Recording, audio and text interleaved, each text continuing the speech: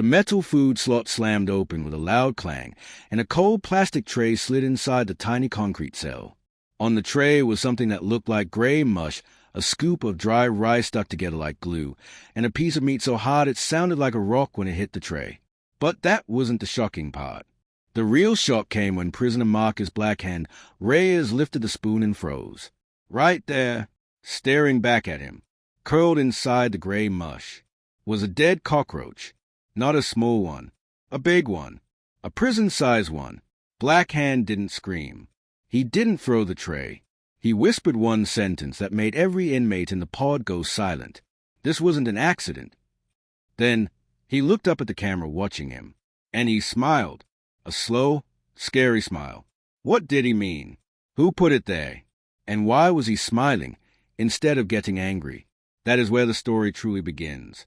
Before that shocking day, Pelican Bay was already known as one of America's toughest prisons, a place where the food was just as hard as the rules. Breakfast was served at 3:30 a.m., long before the sun came up. Most days it was cold oatmeal, sometimes so watery it looked like dirty dishwater. Lunch was a small sandwich with barely any meat.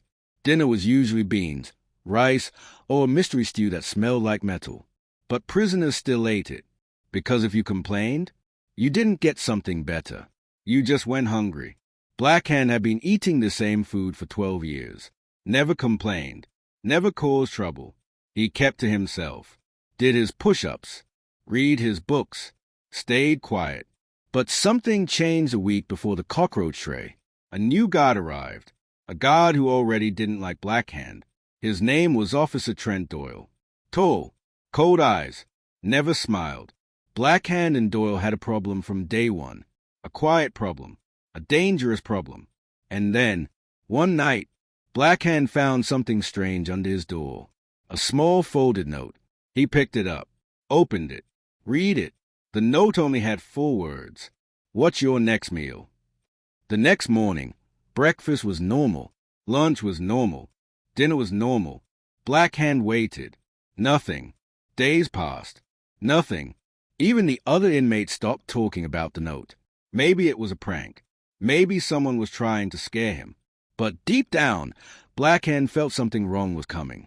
Inside Pelican Bay, danger didn't come with a warning siren. It came quietly, slowly, like water filling a room.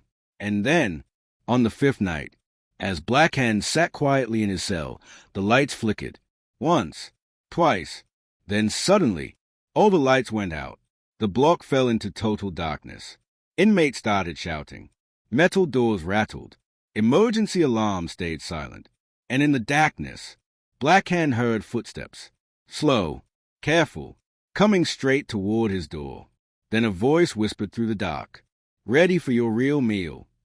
Blackhand's heart raced as the footsteps grew louder. He couldn't see anything. Only shadows danced across the cold walls. The voice came again, soft and chilling. Your dinner is ready. It wasn't just a joke anymore. Someone, or something, was in his cell. He felt the metal tray shift under the door. A faint smell of something rotten filled the air. Blackhand gritted his teeth.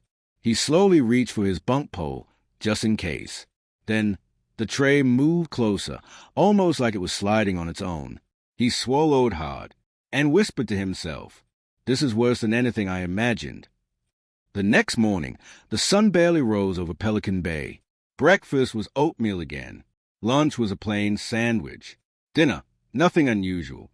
Guards walked the halls, eyes scanning every inmate. Blackhand kept quiet, pretending the night never happened. But the other prisoners noticed his strange behavior. Whispers followed him in the hallways. Did you see what happened last night? I heard something moved in the dark. Blackhand didn't answer. He knew one wrong word could make things worse. Life in Pelican Bay was like walking on ice. One wrong step, and you fell into danger. That night, dinner arrived again. The tray slid into his cell. It looked normal. Rice, beans, a small slice of meat. But something was off. A shadow moved in the corner of the cell. Blackhand froze. Then he saw it. A tiny camera lens hidden behind a loose brick. Someone was watching him. Someone knew everything he did, even his smallest moves. Blackhand's stomach churned. He realized the cockroach wasn't just an accident. It was a warning, and the warning was only the beginning. Suddenly, the lights flickered. Then the alarms blared, long, loud, terrifying. In the chaos, the metal doors slammed shut all at once. Prisoners screamed. Guards shouted orders. The dark corners of Pelican Bay seemed alive with movement. Black Hand looked at his tray and froze. This time, the gray mush was gone. Instead, written in dark red streaks on the tray was a single message. You are next. Black Hand stared at the red streak message on his tray. You are next. His hands shook. He couldn't move. Then he noticed something even worse. The streaks weren't just paint. They were fresh, sticky blood. Not his, not anyone he could see. He looked around the dark cell. The camera lens in the brick corner glinted faintly. Someone was watching him closely and enjoying it. His stomach turned. The warning was no longer just a threat. It was personal, and someone wanted him to know it. The next day, life went on like nothing happened. Breakfast, watery oatmeal. Lunch, dry sandwiches. Dinner, mystery stew. The other prisoners whispered about Black Hand. His being watched. Did you see his tray last night?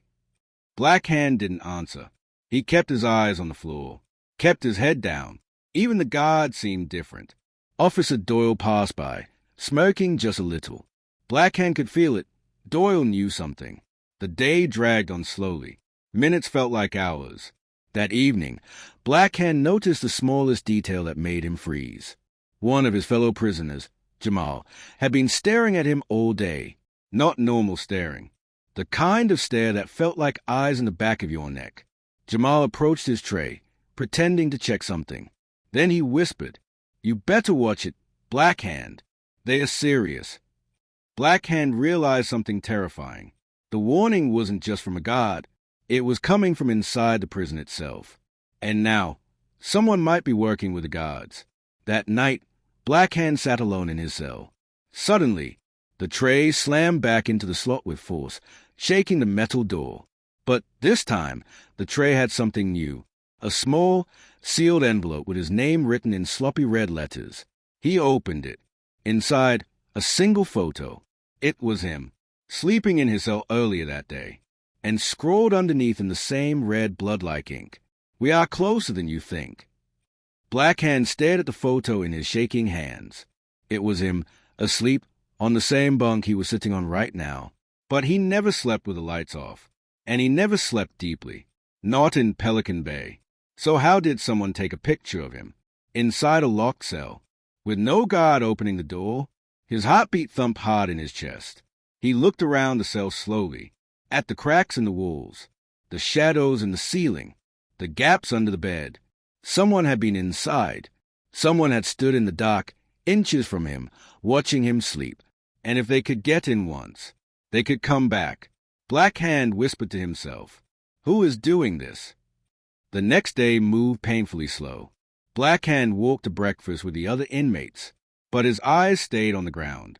His hands stayed tight at his sides. Every sound made him jump. Prisoners whispered as he passed. Someone got into his cell. His marked. He won't last long. Even the guards watched him differently. Some looked curious. Some looked amused. Officer Doyle gave him a long stare, cold, sharp, like he knew the truth and enjoyed the fear. Black Hand avoided everyone. He ate in silence. He walked in silence. He prayed in silence. But deep inside, he knew silence wouldn't save him. Not this time. That evening, inside the yard, Jamal walked up to him again. But this time, he looked scared. Really scared. He leaned in close and whispered, Black Hand, I didn't mean to get involved.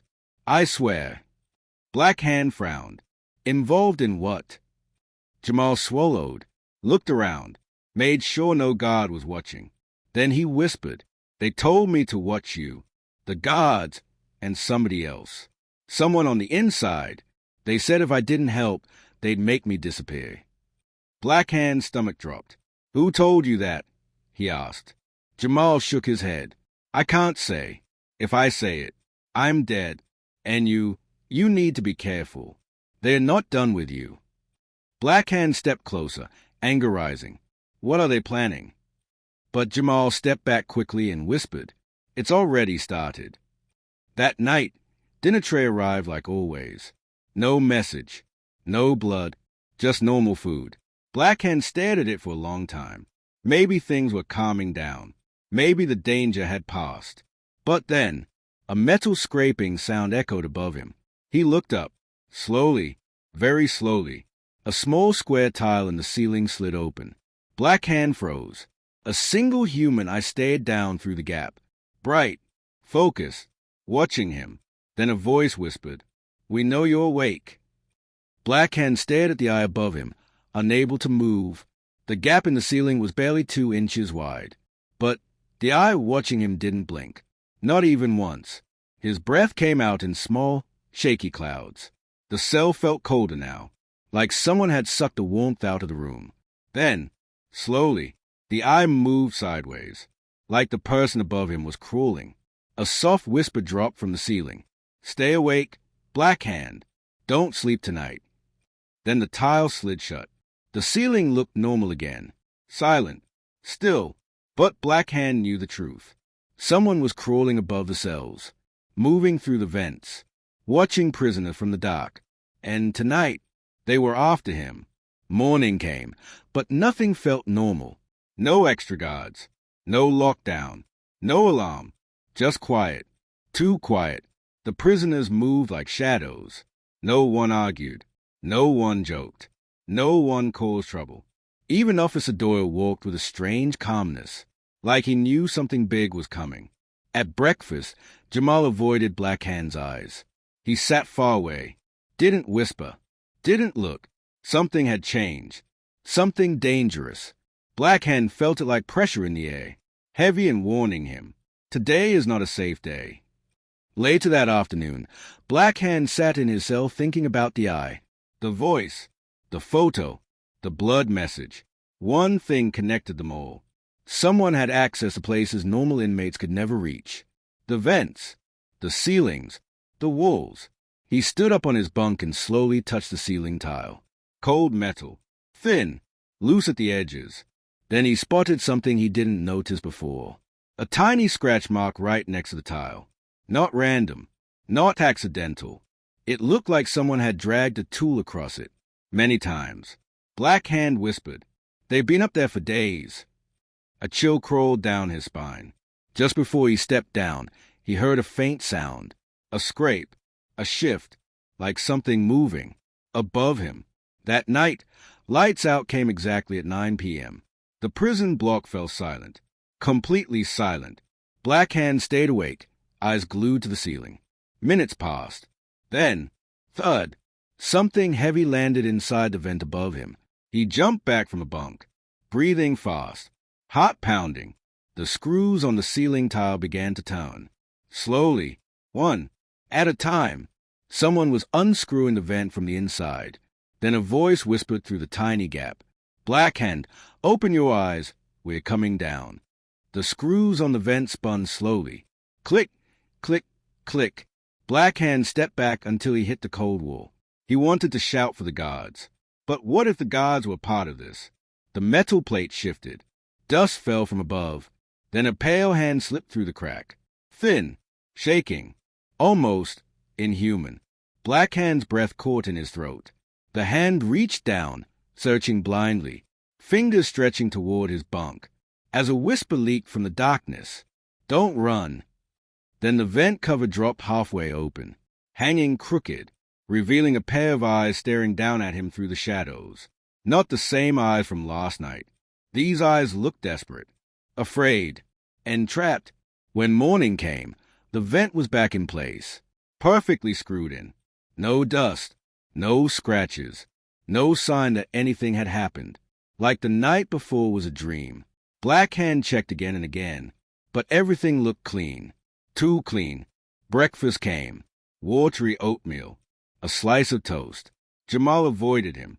The guards acted normal. Prisoners moved around like nothing was wrong. Only Black Hand knew the truth. Someone had entered the vents and tried to come down into his cell, but was the person trying to hurt him or warn him. Later that day, during lunch, Black Hand sat alone at his table. No one would sit near him now. Rumors were spreading fast. He stared at his food for a long time. Then something caught his eye. A small piece of paper, hidden under the edge of his oatmeal bowl. He lifted it slowly. The note read, "I'm trapped above your cell. They won't let me out. Don't trust the guards." Black Hand's hands trembled. Someone was living in the vents, watching him, trying to warn him. He looked around the dining hall. No one looked back at him. He slipped the note into his waistband and kept eating slowly, as his heart pounded hard in his chest. That night, right after lights out, a faint tapping sound came from above. Tap, tap, tap. Black Hand froze. Then a voice whispered through the vent, "They found out I talked to you." Black Hand stepped back, scared. The voice continued, shaking. "They are coming for me. I can hear them in the vents." Suddenly, a loud crash echoed above the cell, followed by a scream, a desperate, muffled scream coming from the vents. Then silence, heavy, terrifying silence. And finally, a slow dragging sound, moving away into the darkness of the ventilation system. By the fourth day of the hunger strike, the prison felt like a sick house. Some men were strong. Others were not. Down the tier, I heard the sound that scared me more than any fight or stabbing. A body hitting concrete. Boom! An inmate named Rico, big and tough, suddenly dropped in his cell. No warning. No cry. Just a loud fall, like a heavy box thrown on the ground. Officers rushed down the hallway, keys shaking, boots slamming, shouting orders. But here's what shocked everyone. Rico didn't pass out because he was weak. He passed out because he refused to break. He would rather collapse than eat the prison food that had been breaking us for years. I watched from my tiny window slot as they carried him out on a stretcher. His face was pale, his lips dry, but his eyes were still open. And those eyes were angry. Those eyes said, "This isn't over." But what none of us knew yet was that his collapse was only the beginning. Something worse, much worse, was coming next. Later that day, the tier doors rolled open and the echoing steps of someone important filled the hallway. The warden, a tall man with a stiff face, hand behind his back, walking like the whole prison belonged to him. He wasn't here to ask questions. He wasn't here to help. He was here to break the strike. He walked cell to cell, looking each inmate in the eye, saying only one thing: "You will eat, one way or another." Some inmates stayed back. Some ignored him. But nobody spoke, because for the first time, the prisoners had something stronger than fear. They had unity. Still, we felt the tension growing. We knew the prison would not let this continue. And we were right. By that night, the officers came back with new orders. Orders that would change everything. The lights dimmed for the night. Everything felt quiet. Too quiet. That's when I heard it. A strange thumping sound from the far end of the hallway. Slow at first. Thump, thump, thump. Then louder. Thump, thump, thump. It wasn't a guard. It wasn't a prisoner falling. It was someone trying to get our attention. Someone desperate. Then a voice echoed from the dark end of the tier. "Hey, we got an emergency." That voice cracked. It wasn't tough. It wasn't loud. It was scared. I stood up and pressed my face to the small window of my cell door. And that's when I saw it. An inmate at the very end of the tier, swaying back and forth, his legs shaking, his hands gripping the bars. And then he dropped straight to the floor. No movement, no sound, just like Rico. But this time, the guards were too late. When the officers arrived and saw the man lifeless on the ground, something snapped. They slammed alarms, shouted codes, pulled out stretchers. And while they scrambled, inmates everywhere started yelling, "Who's next? We're still not eating. You can't stop US." The whole SHU exploded with voices. Bang, bang, bang. Men kicked their doors, pounded the walls, screamed through the slots. The prison felt like it was shaking. Guards yelled back. Threats, warnings, orders. But the prisoners didn't stop. Because for the first time in Pelican Bay, The inmates' hunger was louder than the guards' power. And that's exactly when the warden made the most dangerous decision yet. A decision that would push Pelican Bay into a full-blown crisis. After the chaos of the tier, the warden finally spoke to all of us. He didn't yell. He didn't threaten. He said calmly, "You will eat, or you will pay the consequences." His words were simple, but heavy. They carried the full weight of Pelican Bay's rules. And for the first time, every inmate understood. The strike had reached its critical point. The SHU was tense. Every man held his breath. No one moved. No one spoke. We had gone this far, but could we survive what came next? Surprisingly, the warden didn't attack. Instead, he sent in 2 prison counselors to speak with the hunger strikers individually. They walked down the tier, talking softly. They didn't touch anyone. They didn't threaten. But their words were powerful. "Your health is failing. We want to listen. Tell us what you need." For the first time, some inmates felt hope. Hope that maybe this fight wasn't just against the guards, but for something bigger, dignity. Black Hand whispered to Jamal, "Maybe they'll finally hear us." Slowly, one inmate reached for a spoon. Then another. A small group started eating, carefully, quietly, but deliberately. It felt like a surrender, but it was actually a victory. The strike hadn't been broken by force.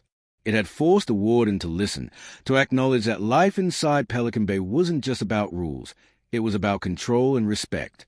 Black Hand ate too, but he didn't forget the fear. The vent, the whispers, the collapsed men. Every bite reminded him Pelican Bay was alive, and it was always watching. Weeks later, things settled. The vents were checked. The cameras were all accounted for. The guards walked the tiers, but fewer eyes lingered on us. Black Hand never forgot the hunger strike, never forgot the fear, and never forgot the lessons of survival. The strike didn't destroy Pelican Bay, but it changed it. Even in the toughest prison in America, human spirit could still push back. And some nights, when the lights went out, Black Hand swore he still heard faint tapping from vents, reminding him some threats never truly end.